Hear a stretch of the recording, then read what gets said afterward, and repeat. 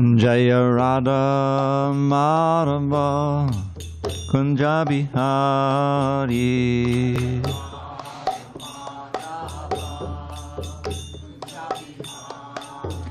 Jaya Radha Madhava Kunja Bihari.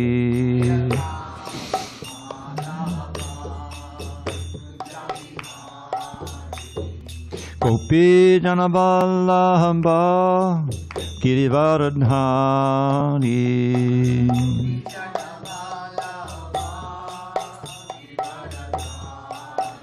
Jaya Gopi Jana Vallabha Girivardhari.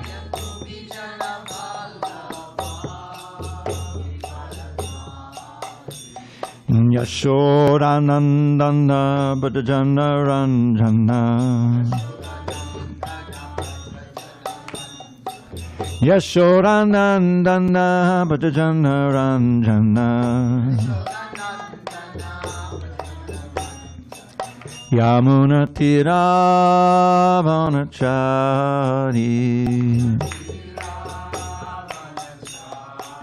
Yamuna Tiravanachari. Hare Krishna, Hare Krishna, Krishna Krishna, Hare Hare, Hare Rama, Hare Rama, Rama Rama, Hare Hare.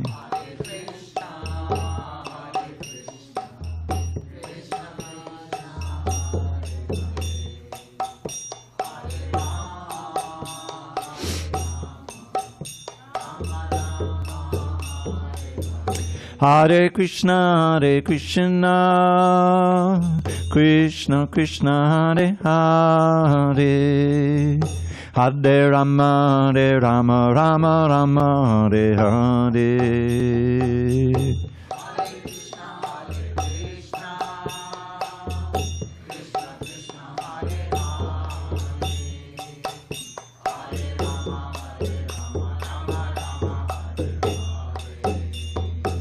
Hare Krishna, Hare Krishna, Krishna Krishna, Hare Hare, Hare Rama, Hare Rama, Rama Rama, Hare Hare.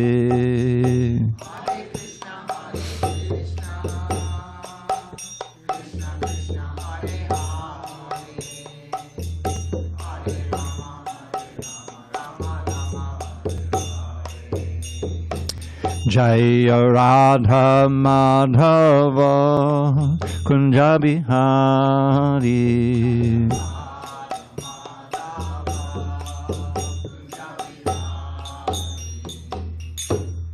Jai Om Vishnupad Paramahamsa Paravajikacharya Ashtotirtha Sri Srimad Divine Grace Srila A.C. Bhaktivedanta Swami Prabhupada Ki Jai. ISKCON BBT founder Acharya Srila Prabhupada Ki Jai.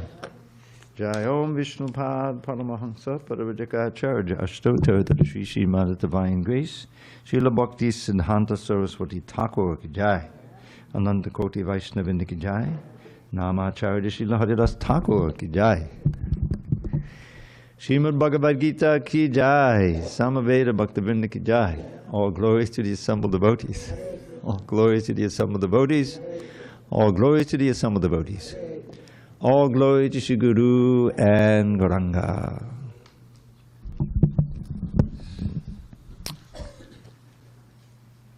So, tacos must have been pretty good tonight, huh? Well, maybe they were good last week, so now there's a bit people come back this week. Anyway, it's nice to see you all here today. And there are probably an equal number or more online. Where's tapas? How many online? You're around 20, huh? 10, 11? Okay. All right. So let me just... Okay. Om Namo Bhagavate Vasudevaya. Om Namo Bhagavate Vasudevaya. Om Namo Bhagavate Vasudevaya.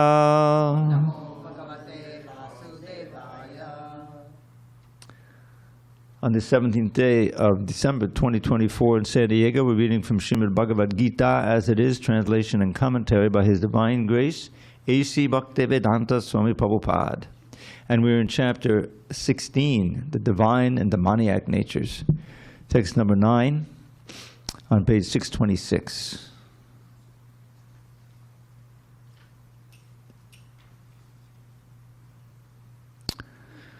Etam drishtim avashtabhya nashtatmano alpabuddhayah prabhavanti ugrakarmana chayaya jagato ahita. Etam drishtim avashtabhya nashtatmanol pabuddhayah prabhavantyugrakarmana chayaya jagato hitah. Etang drishtim avashtabhya nashtatmanol pabuddhayah prabhavantyugrakarmana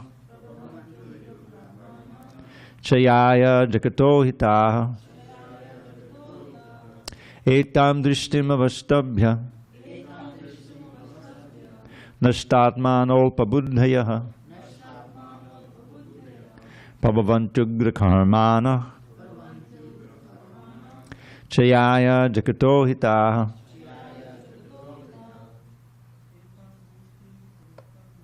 Etam drishtim avashtabhya nashtatmanol pabuddhayah prabhavantyugrakarmana chayaya jagato hitah. Go ahead. Etam drishtim avashtabhya nashtatmanol pabuddhayah prabhavantyugrakarmana chayaya jagato hitah. Go ahead, Chad. Etam drishtim avashtabhya nashtatmanol pabuddhayah prabhavantyugrakarmana chayaya jagato hitah. Ladies. Etam drishtim avashtabhya nashtatmanol pabuddhayah prabhavantyugrakarmana chayaya jagato hitah. Etam drishtim avashtabhya nashtatmanol pabuddhayah prabhavantyugrakarmana chayaya jagato hitah. Nani? Etam drishtim avashtabhya nashtatmanol pabuddhayah prabhavantyugrakarmana chayaya jagato hitah. Anyone online? Tapas? No, he's sitting right behind you. Okay, I'll read the word by words. Etam, this, drishtim, vision, avashtabhya, accepting, nashta, having lost, atmanaha, themselves, alpabuddhayaha, the less intelligent, prabhavanti, flourish, ugrakarmanaha, engaged in painful activities, chayaya, for destruction, jagataha, of the world, ahitaha, unbeneficial.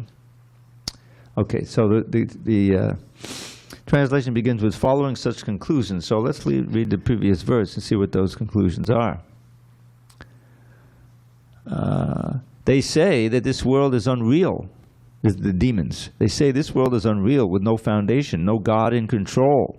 They say it is produced of sex desire and has no cause other than lust.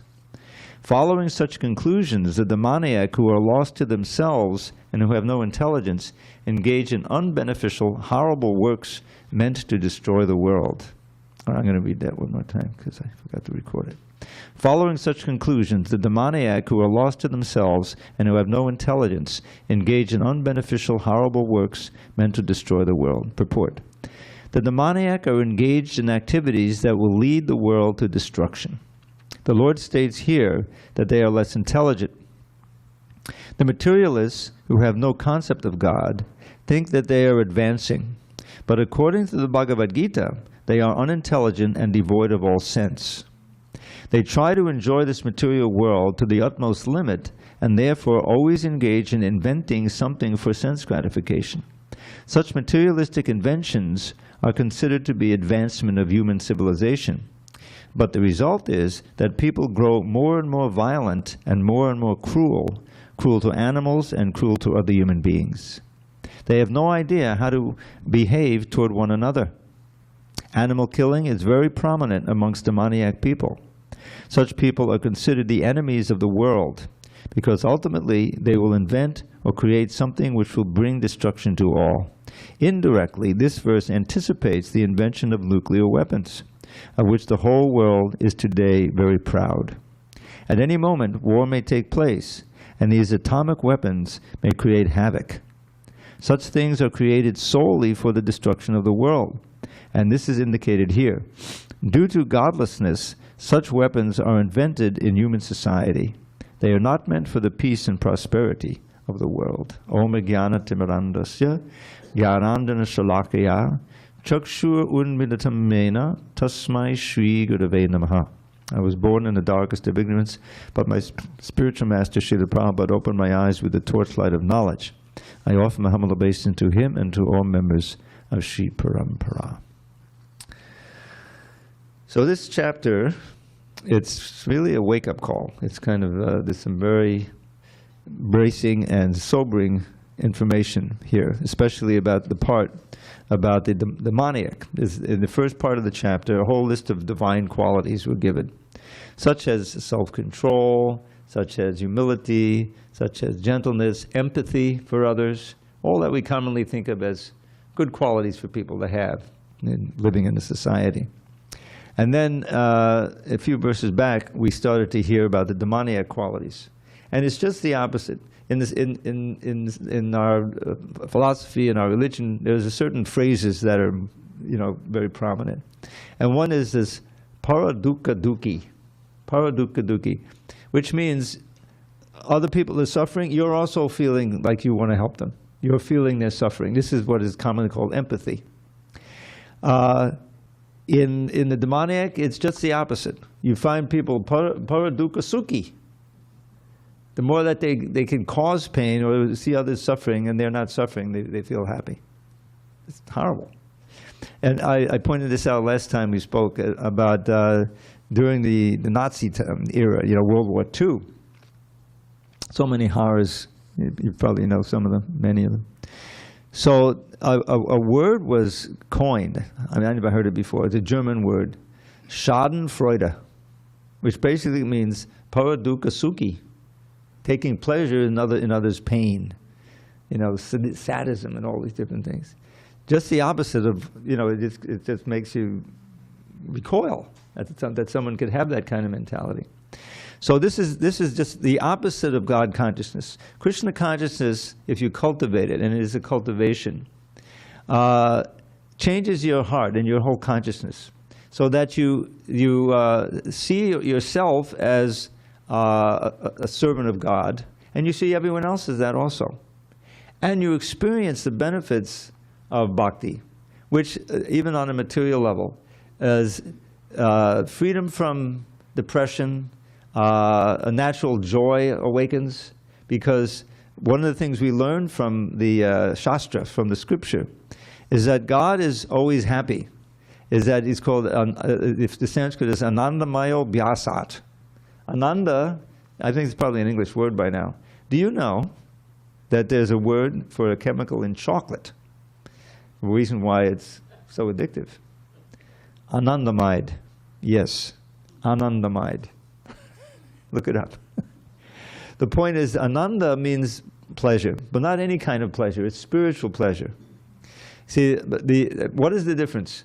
Real Ananda doesn't have a boundary. You can always experience it.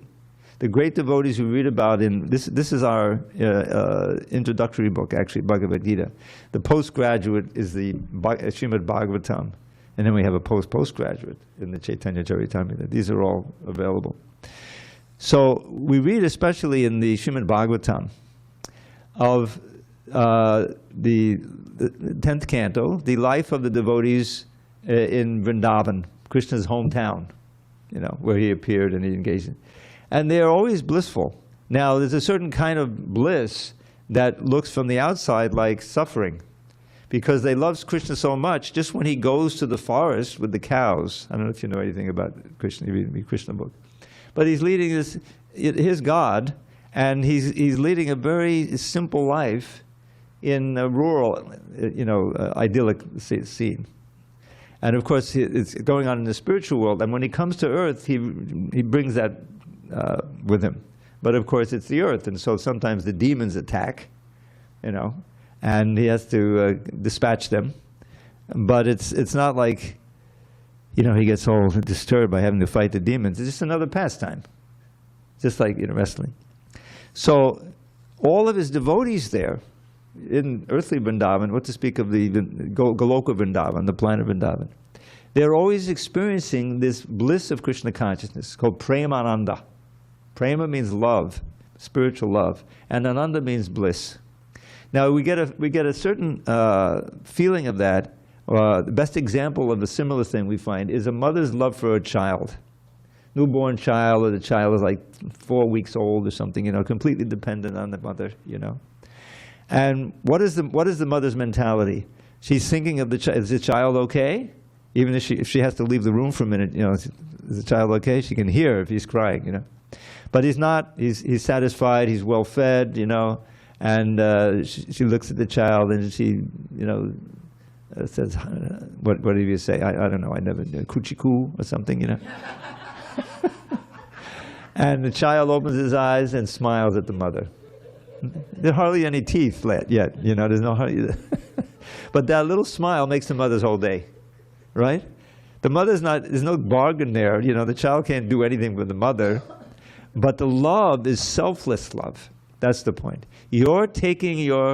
She's taking her pleasure in the pleasure of her child.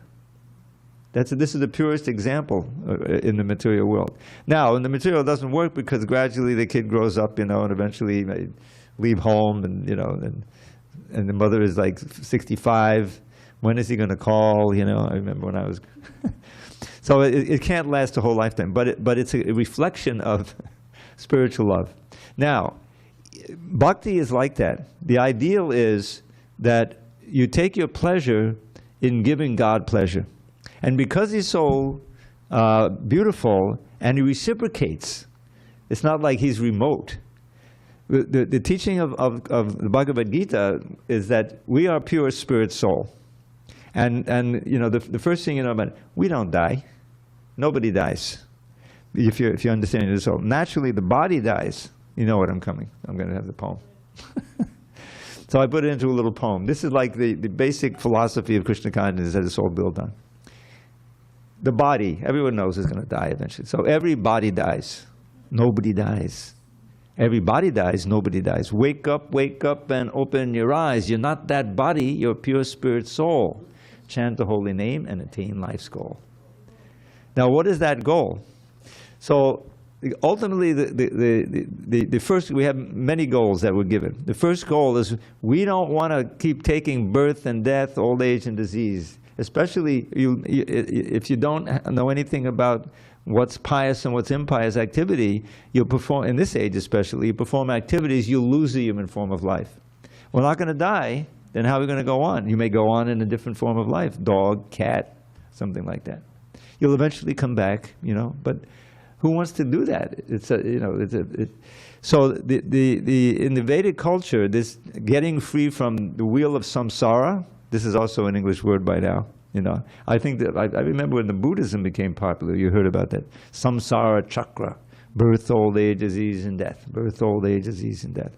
Because after the body gives out, it's just a machine. It's just a very complicated, amazing machine. But ultimately, like all machines, it grows old, it can't repair it anymore, and boom, it's gone. But you don't go, you leave. Now one of the technicalities of leaving is that when you think about it, everyone knows we have this body, but also we have an inner body, the mind, the intelligence, and the ego, the sense of self. These are all part of the philosophy. So that inner body, that subtle, we call subtle body, it doesn't die. That goes with you and takes your soul to the next gross body. Now, everything that we do in our lifetime, every impression that we get, whatever we do, this is all recorded in our subtle body, and it's also recorded by Krishna. He's in our heart as what we call the super soul. There's two souls in everybody. The individual soul, that's us, and the super soul, who is an expansion of God, of Krishna. And what he explains in the previous chapter, there's several verses about the super soul, and he says, Sarvasya chaham vriddhi sandhi vishto mattak smritir jnanam apohanangsha vedaischa sarvaraham eva vejo vedanta krid veda videva chaham. So those first two lines are very important to understand, that I am in everyone's heart as the super soul. Sarvasya chaham vriddhi. Vriddhi means heart in Sanskrit. And what do I do there? Mattak smritir jnanam apohanangsha. From me come smriti, remembrance, knowledge, and forgetfulness also. Now, can anyone here remember his previous life? That's a blessing from Krishna. Can you imagine remembering that, that last time you got sick and old and you died? Not only that time, but how about the last 100 times? We'd all have a huge case of PTSD, wouldn't it? We'd be so traumatized we could hardly function. So we forget that. We don't want to remember it. But the whole idea in Krishna consciousness is to cultivate a consciousness of God in every step. And when you read Bhagavad Gita, you see that he helps us do that. It's interesting, in the 6th chapter, many of you probably have some acquaintance with yoga, different kinds of yoga, right? I practiced Hatha yoga before I ever heard of Krishna consciousness. So, the bending and the stretching, it makes you feel better, and the breathing, that pranayama, that was good. And we had meditation, only for 15 minutes at a time, meditation. And, you're teaching them, I learned how to sit in lotus posture, I was doing the pranayama, like that. So, and then we had to pick a mantra. So, mantra, what do I know of mantra? So I just put Om. To meditate on Om, that's bona fide. But I found it very hard to concentrate on Om. Then I got in touch with the Hare Krishnas, and I learned about their mantra. They call the Maha Mantra. It's right there. Hare Krishna, Krishna Krishna, Hare Hare, Hare Rama, Rama Rama. So I started trying that mantra. Much easier to concentrate on. And I was feeling transcendental, and I was feeling peaceful, and I was thinking, I got to find out more about this Hare Krishna. And I learned that there was a temple nearby where I lived. That's how I became a Hare Krishna. But the whole point is that by chanting the holy name, and this is part of the inconceivable philosophy, is that in the sound vibration of this Hare Krishna mantra, Krishna is there. He's personally there in the sound. And if you practice it, you're actually associating with God that way. And that association transforms you. The more that you concentrate, the more you practice and follow the principles, the more benefit you feel, the lighter. I mean, I distinctly remember I was chanting Hare Krishna, and I was working at the time, I wasn't full-time. But I was serious about chanting whenever I could. I'm walking out the door of, I don't know, Walmart or something like that. This is in New York. And suddenly I felt lighter, felt lighter. And I was reading about how you get rid of so much karma, I mean, I don't know what it was, but I definitely felt the benefit. And so what Krishna is in this chapter, he's giving us a very stark contrast between divine qualities and the demonic qualities. And the divine qualities are all meant for you to cultivate self-control, to be able to control your mind and have the mind control the senses, because the senses can take you anywhere if you let them, right? The point is, I always give the example of advertising. I remember I read this story a long time before I became a devotee. I don't know, I think there's a law against it now, but in the movies, they discovered subliminal advertising, how powerful it could be.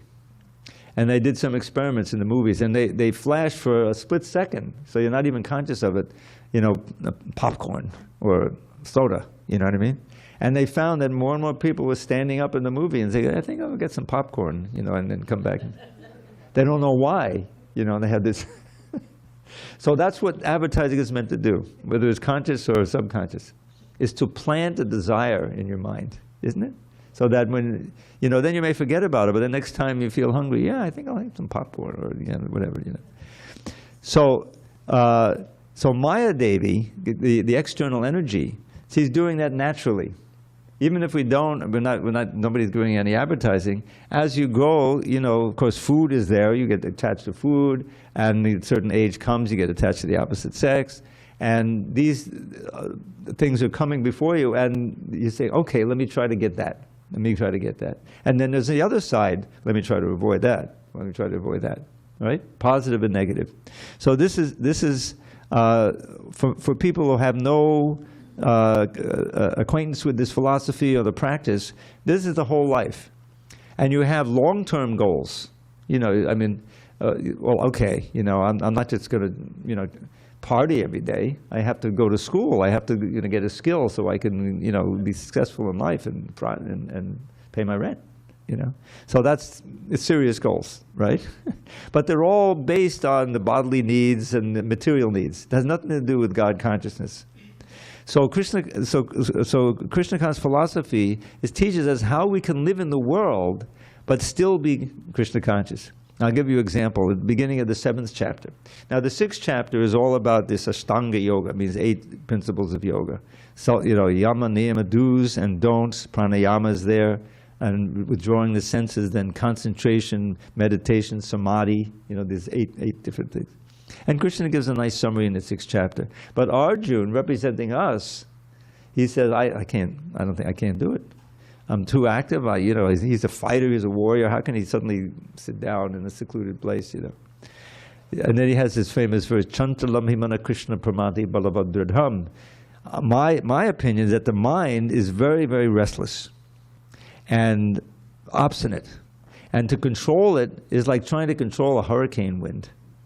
You can't do that, you know, it's just too powerful. The mind, a little quip, please forgive me. A mind has a mind of its own. It's very obstinate, you know. And if you don't, and if you're not practiced at controlling it, then it can take you who knows where. So then Krishna encourages Arjuna, because Arjuna is like an eternal friend of Krishna. He keeps taking birth whenever Krishna appears, but Arjuna forgets, but Krishna doesn't. So Arjuna is very advanced. And at the very end of the chapter, Krishna, he says, don't worry, Arjuna. Yogi nama bisarveshan murgate nantarapana shuddhavam bhajateyo mam samayuktatamomataha. The greatest yogi of all, who is one who always thinks of me within his heart and worships me with great love and devotion. So Arjuna is already at that platform. So you can hear, practically you can hear from the page a big sigh of relief, you see. But the next chapter, Krishna starts teaching him how you can naturally develop attachment for God without having to go to the Himalayas and artificial means like this. And part of that teaching is that we can see Krishna in all of our experiences, because he describes it everything we experience now, our bodies. What are they made of? Solid matter, the bones, you know, and the liquids and the air circulating. Earth, water, fire, air. Earth, water, fire, air. Ether, and then mind, intelligence, and ego. These are the elements that the body is made of, and actually they're all around us. And so Krishna ends up saying, okay, there's that, then there's the superior energy, which are all the souls. So the distinction between the spiritual energy, the consciousness, and dead matter, which is still essential for us to function here. So then he says, here's how you can see Krishna everywhere. I am the light of the sun and the moon. Raso homam sukonde prabhas, the taste of water. I am the sound in ether. So whenever the sun comes up, you can say, oh, this is Krishna's energy. You can remember him. You can remember the verses. Whenever you taste water, oh, Krishna provided this water. And it's a fact. Where does it come from? We take everything for granted. But actually, there's an intelligence behind everything that happens. When if you just go outside and you look at one of these trees, you take them for granted. These fake coconut trees. I remember, they're very tall, and they're still here. I've been here 35 years. The trees are standing out there. There's conscious being in there. There's a soul, just like with us. But the consciousness is much, much more covered and rudimentary. But to imagine having to stand there for 35 years, or 40 years or 50 years. We don't want to go there, right? So Krishna consciousness teaches how we can develop our consciousness. There are certain do's and don'ts, as there is in any discipline. You want to become an Olympic, pole vaulter? Well, then you got to go to somebody and get trained, and you have to do this, don't do this, eat in this way. You eat too much ice cream, you get too heavy, you won't be able to get over the pole. So I bet. So there's all these do's and don'ts. And then if you're successful and you're really determined and you have the aptitude, then you can succeed. So same thing with Krishna consciousness. There's do's and don'ts, Everyone knows we're vegetarian, no meat eating. And there's so many reasons. I mean, I was vegetarian before I even heard of Krishna consciousness.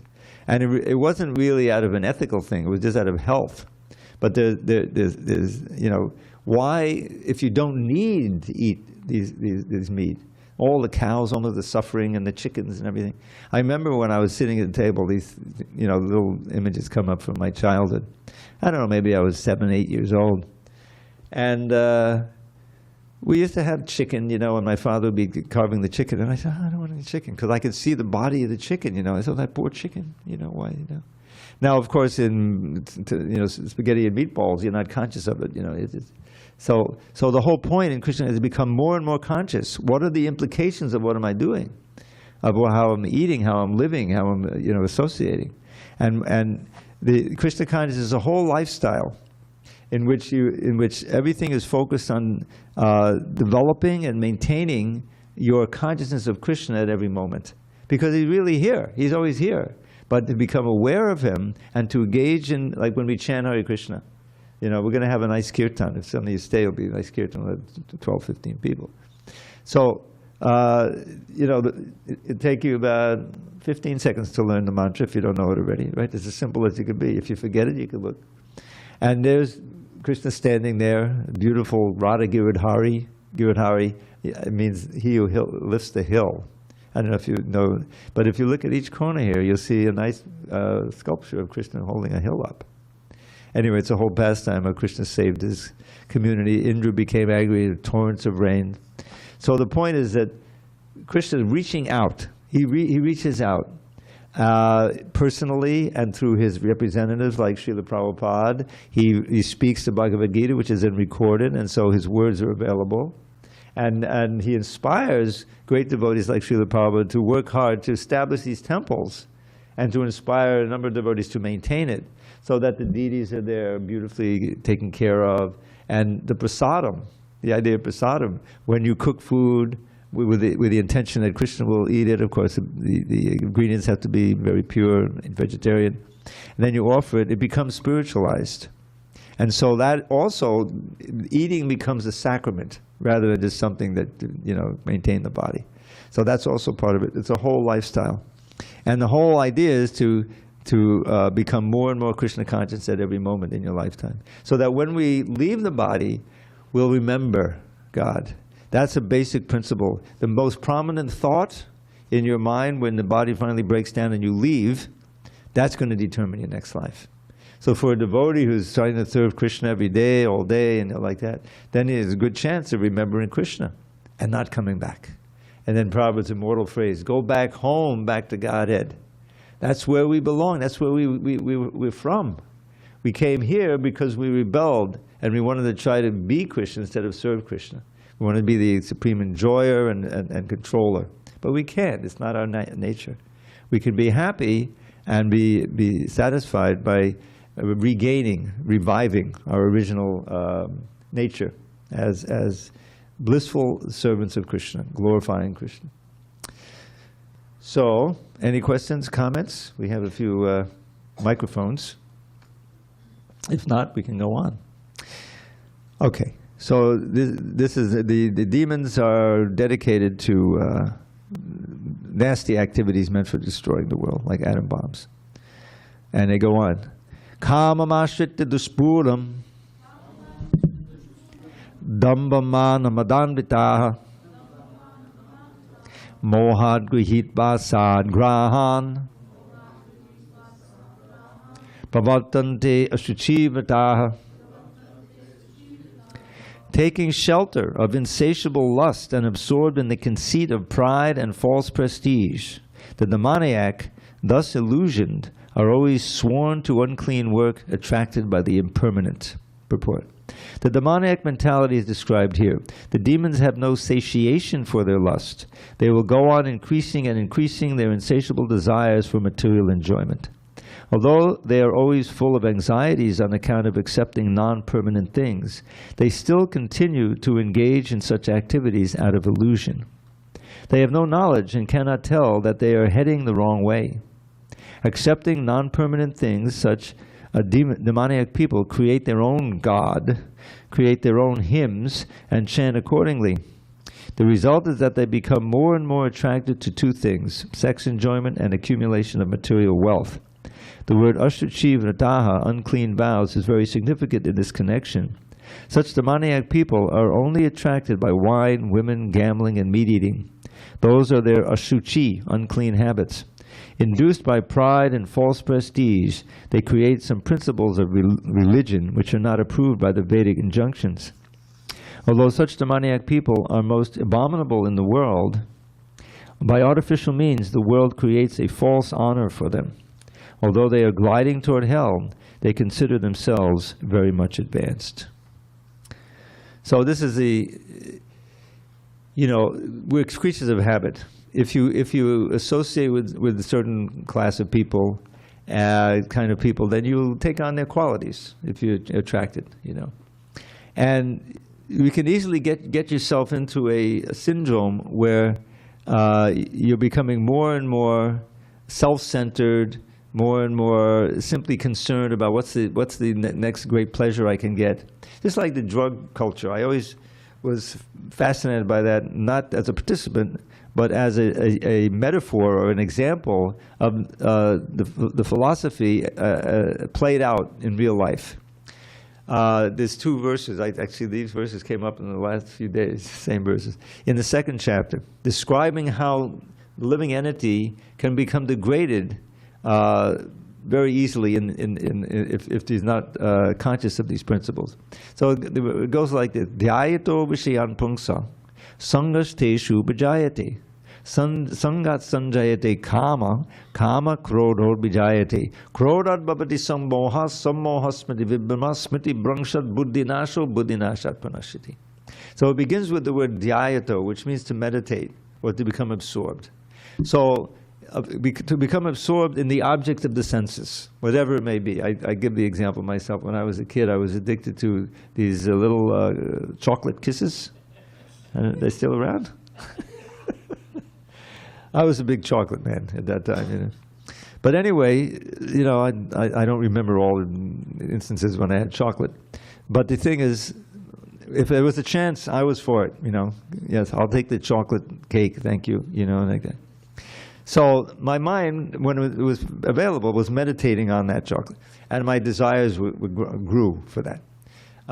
Sangha can mean attachment, or it can mean association.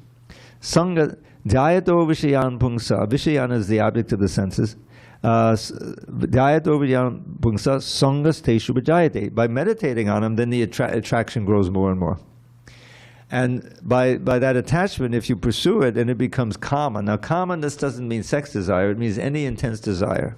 So this is where the addiction can come in. Where, by Krishna's grace, I was protected. I was right in the middle of the drug culture in the 60s. I go way back. I'm 77 in a couple of days. And so in the Lower East Side of Manhattan was one of the vortexes of the hippie days and the LSD and all of that that's going on. Now that's where Prabhupada actually started his first temple, because there was so much searching and people thought they were seeing God with the LSD, and Prabhupada, they're interested in God, and then Prabhupada gave them the Hare Krishna mantra. They came and they said, oh, this is better than LSD. Cheaper, much more wholesome. They thought of it like that. The main point is they kept coming back. So I lived there a couple of years later. Prabhupada started in 66. I moved there in 68. I was going to college in NYU, which is a few blocks away. But anyway, so I was surrounded by it, and it's not that I didn't, I used to smoke a lot of marijuana, daily practically. But that's practically as far as I went, I was, somehow I had the presence of mind not to get deeper into that, because I would have been doomed. But eventually, I left there, and I had a health crisis. I had hepatitis, serious hepatitis. I was in the hospital for a month. It was just at the time of the moonwalk, at least what they call the moonwalk. It was 69 July, and I saw it on the TV on my hospital bed. I was alone, And so that was interesting. That kind of enlivened me, at that time.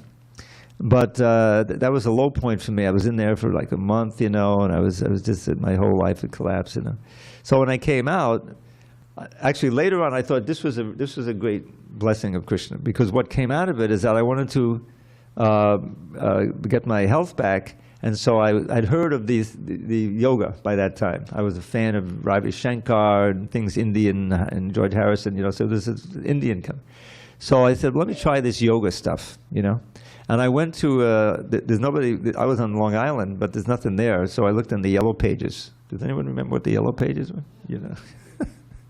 And there was a yoga studio in Manhattan, so I had a car and I was driving in. And it turns out that his name was Shiva Prem at that time, but later on, after I joined, he also joined. He was like 20 years older than me. He was like in his 40s. And his name was Shiva Prema. And then he eventually joined and became a bhakta. In fact, his name was Amala Bhakta Das, the servant of the pure devotee. He's still around in L.A. He's in his 90s now. But so I started with that, and eventually got in touch with the Hare Krishna movement, and I became a devotee. But the point was that got me out of the Lower East Side, and it got me out of that environment, which I probably wouldn't have survived much longer. So what this verse says, that by meditating on the object of senses, you get more desire for them, and that it becomes very strong attachment. And sangat sanjayate kama. And by engaging in it, you get an ardent desire. You become addicted. You can become addicted to whatever pleasure it may be. And if it's a harmful drug, then it can really destroy your body. So, but what he's describing here is that Sangajaya Kama, Kama Krodo Vijayate, and Kama is never satisfied. There's always more but you want to, and so you become angry, you become frustrated, because something is in the way of it. You don't have the money, or someone took what you are really attached to, took all the drugs or whatever. So you become angry, and that anger is a very destructive thing. You can, Kroda Bhavati Sammoha, means you become completely bewildered. And you act in such a way that you can forget for the rest of your life. Brother killed brother. Prabhupada told the story about in Calcutta, maybe, that one brother killed the other brother. He doesn't know why. Maybe he stole his girlfriend or whatever, So the brother who did the killing, he was convicted, and he was scheduled to die also. And the father, who was devastated, obviously, he pleaded to the judge, please, I've lost one son, at least give this son a life sentence, I can come visit him or something. So it's such a tragedy like that. So that one moment of uncontrolled anger, which is the result of unfulfilled desire, can ruin your whole life. Sammohat smriti bribhima, you forget, you lose your memory, and then your intelligence is lost, and then you're finished. So this is the path of degradation of the soul, is to surrender to the demands of the senses and the mind, rather using the intelligence to control the senses and the mind, and not do anything, but become turn your attraction toward Krishna. The perfection of life is to become attracted to Krishna. You see, to become so addicted to Krishna that you can't ever forget him. That's it. You study, the devotees, some say they chant all day. We're chanting 16 rounds, and it takes a few hours. So this famous Haridas Thakur, he chanted 192 rounds. He was chanting all day, and he was placed in a great position of honor by Lord Chaitanya, because he was the acharya for the chanting of the holy name. And it wasn't that he couldn't function. He was super smart, and he showed the greatest tolerance in two ways. One was that he was arrested, because this was a time when the Muslims were ruling India in the 1500s, and so he was a Muslim. He had been born a Muslim, but he became very attracted to chanting Hare Krishna, and he converted. We all hear about how the Muslims were converting the Hindus, but the Hindus weren't happy to have any Muslims go the other way.